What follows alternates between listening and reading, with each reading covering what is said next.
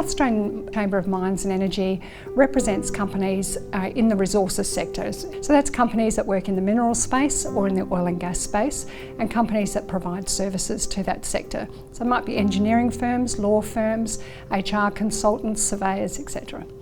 At the moment, the South Australian resources sector is in a critical work shortage. We've got approximately 5,100 workers we will be short by Q3 2023. In the lead up to that time frame, we're about 8,000 workers short. So this is a fantastic time to be joining the resources sector. There is a demand for workers in our sector, and that's growing. The attributes that are necessary in the resources industry are very similar to defence. We're after integrity, we're after resilience, we're after leadership, and we're after adaptability. And all of those attributes comes in spades when you're working in defence. We often think that a civilian and non-civilian environment are quite different, and of course they are, but they have similar challenges as well. So for our industry, we have FIFO, and defence have deployment. It's requiring people to spend large parts of their life away from home and away from families.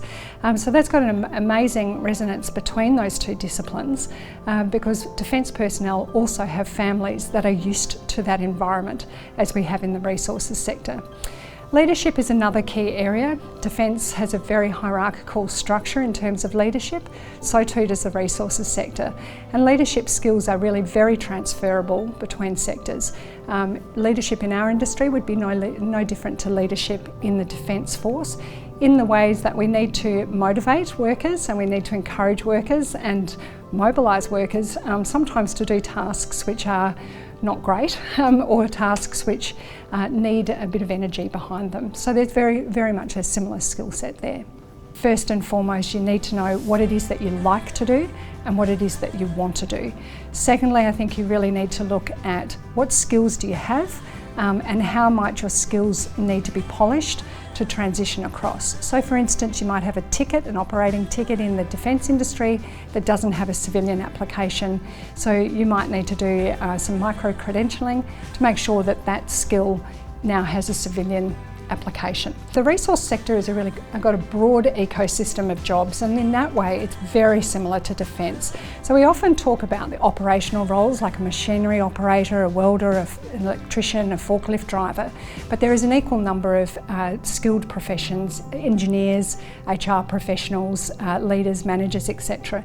So we tend to talk about the resources sector of having a broad ecosystem of jobs available in exactly the same way that defence has that as well. So whether you're an accountant or whether you're a welder, an electrician, a forklift operator or a warehousing manager, there are comparable skills in the resources sector. One of the big differences between defence and the resources sector is that defence is obviously a government entity and it has one door, and when you walk through that door you make a decision about Air Force, Navy or Army. It's very different with the resources sector in the sense that it's a collection of private entities. So when you walk through the resources door you can choose oil and gas, energy or mining. So behind each of those doors essentially is a lot of large and smaller companies, but they're privately owned entities or ASX listed companies. So it can be more difficult for people to find their way through that maze, which is why I would encourage anybody looking at transferring their skills from defence across to the resources sector to reach out to organisations like Veterans SA or even touch base with SACOM, South Australian Chamber of Mines and Energy, and we'll help to try and point you in the right direction.